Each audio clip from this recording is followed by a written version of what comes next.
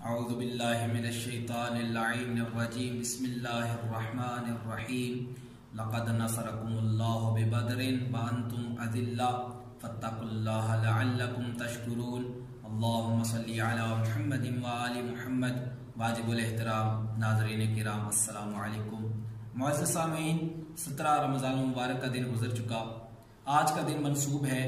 تاریخ اسلام کے ایک اہم ترین واقعے کے ساتھ کہ جس دن حق و باطل باہم دست و گریباں ہوئے اور نتیجتاً خدا کی ذات نے حق کو باطل کے اوپر فتح عطا فرمائی۔ اور اسی حوالے سے میں نے آپ کے سامنے اللہ تعالیٰ کی ایک آیت مجیدہ کا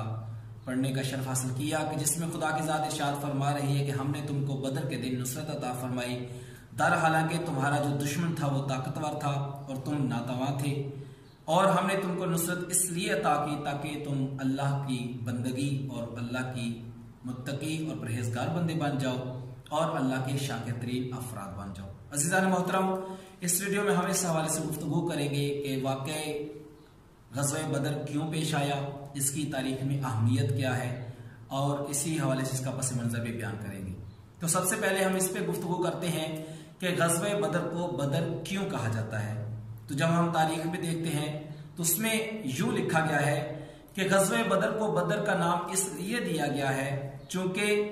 مکہ مکرمہ اور مدینہ منورہ کے درمیان ایک وادی تھی جسے بدر کہا جاتا تھا، اور اس مقام پر چونکہ جنگ ہوئی اس لیے یہ شہرت پا گئی اور اسی وجہ سے اس غزوہ کو غزوہ بدر کا نام دیا گیا۔ دوسری وجہ یہ بھی ہے اور اس حوالے سے بھی اہمیت دی جاتی ہے کہ عرب کے تمام لوگ جتنے بھی تجار تھے وہ اپنا سامان لے کر بدر کے مقام پر رکھتے تھے، اور وہاں سے پھر مختلف شہروں کے لوگ اور مختلف علاقوں کے لوگ جو ہے اپنا ساز و سامان خرید کر لے کر جاتے تھے۔ یعنی کہ کہا جا سکتا ہے کہ اس وقت کی جو عالمی منڈی ہے اس کا نام بدر تھا کہ مختلف شہروں کے اور علاقوں کے لوگ وہاں سے آگے مال تجارت خریدتے تھے اور اپنے گھروں کو لے کر جاتے تھے۔ اگر اس کا محل وقوع دیکھا جائے کہ یہ کہاں پر واقع ہے تو یہ مدینہ منورہ سے جنوب مغرب کی طرف تقریباً 153 کلومیٹر کے فاصلے پر یہ مقام واقع ہے، اور اگر مکہ مکرمہ سے اس کی دوری دیکھی جائے تو تقریباً 300 کلومیٹر شمال کی طرف، مکہ مکرمہ کی شمال کی طرف 300 کلومیٹر کی دوری پر یہ مقام موجود ہے۔ اس کی اہمیت کے حوالے سے گفتگو کی جائے تو دیکھا جائے تو رسول خدا صلی اللہ علیہ وآلہ وسلم اس غزوہ میں خود بنفس نفیس شامل تھے،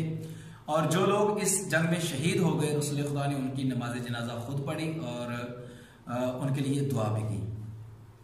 اب دیکھتے ہیں کہ اس کے اسباب کیا تھے۔ آیا یہ جو غزوہ بدر اتنی بڑی جنگ ہوئی، اس جنگ کے اسباب کیا تھے؟ جب اس کو دیکھتے ہیں تو تاریخ میں لکھا ہے کہ جو مکہ کے کفار تھے جب مسلمان مکہ کی طرف جاتے تو یہ ان کا مال اور ان کی جو عزت و ناموس ہے اس کی بے حرمتی کرتے تھے۔ اگر مال ملتا تو مال غصب کر لیا جاتا،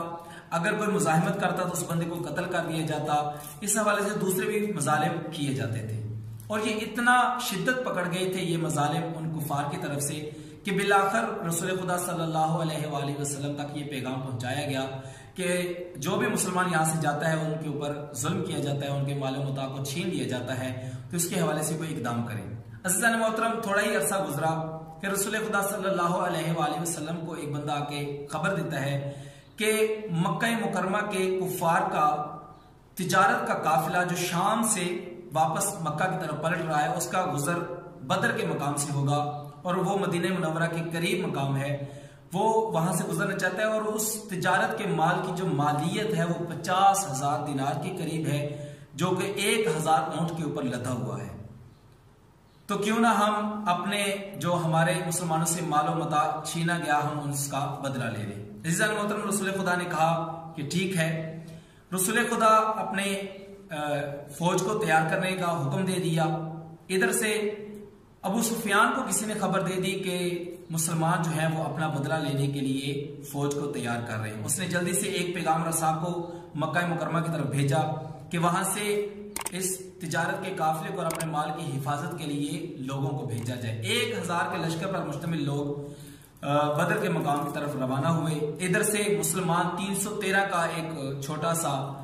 فوجی دستہ جو ہے وہ رسول خدا کی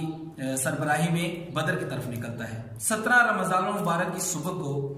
یہ دونوں لشکر آمنے سامنے ہوتے ہیں۔ اب ایک طرف 1000 کا لشکر ہے، ایک طرف 313 کا لشکر ہے۔ اب رسول خدا صلی اللہ علیہ وآلہ وسلم نے اپنا پیغام بھیجا کہ ہم جنگ نہیں چاہتے، ہم وہ بدلہ چاہتے ہیں کہ چونکہ تم نے ہمارے مسلمانوں کا مال و متاع چھینا ہے، ہمیں ہمارا حق دے دے اور ہم جنگ نہیں چاہتے۔ یہ رسول خدا کا موقف تھا۔ لیکن ساتھ میں ابو جہل، وہ چونکہ اسے اپنی ظاہری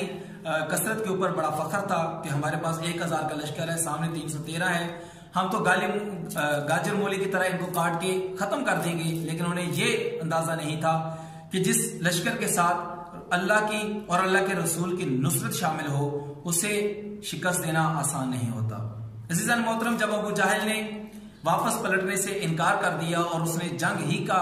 ارادہ کر لیا، تو اس نے اپنی طرف سے 3 لوگوں کو بھیجا، عتبہ، شیبہ اور ولید کو۔ ادھر سے رسول خدا صلی اللہ علیہ وآلہ وسلم نے ان کے مقابلے میں جناب علی مرتضیٰ علیہ السلام کو، اپنے چچا حمزہ کو اور عبید بن حارث کو مقابلے میں بھیجا۔ یہ 3 افراد مسلمانوں کی طرف سے آئے جنگ کے لیے، ادھر سے وہ 3 افراد آئے۔ اب امیر المومنین علی بن ابی طالب علیہ السلام نے ولید کو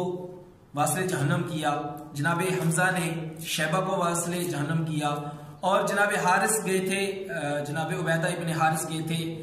عتبہ کے مقابلے میں، لیکن ان کو ایک زخم لگ گیا جس کی وجہ سے وہ اس کو قتل تو نہ کر سکے، اس لیے امیر المومنین اور جناب حمزہ دونوں نے مل کر پھر عتبہ کو بھی واصل جہنم کیا۔ مجموعی طور پر اس میں کفار کا بہت بڑا نقصان ہو گیا کہ ان کے جو بہت بڑے ان کے نظر میں جنگجو تھے، 70 کے قریب ان کے جنگجو شہید ہو گئے، 70 کے قریب ان کے اسیر بنا کر لے آئے مسلمان۔ اور اس کے مقابلے میں مسلمانوں کا انتہائی تھوڑا نقصان ہوا، جن میں صرف 14 افراد جو ہے وہ راہ خدا میں شہید ہوئے، جن میں سے 6 جو تھے وہ مہاجرین سے میں تھے اور جو 8 تھے وہ ان کا تعلق انصار میں سے تھا۔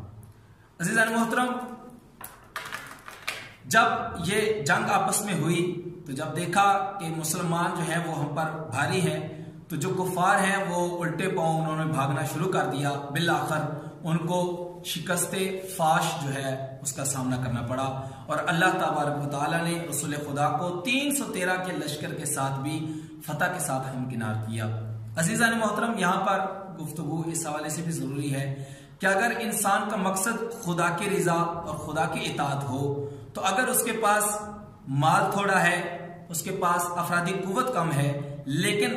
اس کا مقصد خدا کی رضا ہے، تو اللہ تبارک و تعالیٰ اپنی نصرت کے ذریعے اس کو کامیابی عطا کرتا ہے۔ تو ضروری ہے کہ ہم بھی اللہ کی رضا کے لیے اپنی جان، اپنے مال اور اپنے نفس کو خدا کی بارگاہ میں پیش کریں، تاکہ اللہ تبارک و تعالیٰ ہمیں اس دنیا میں بھی اور اگلی دنیا میں بھی فتح و کامیابی عطا فرمائے۔ والسلام علیکم۔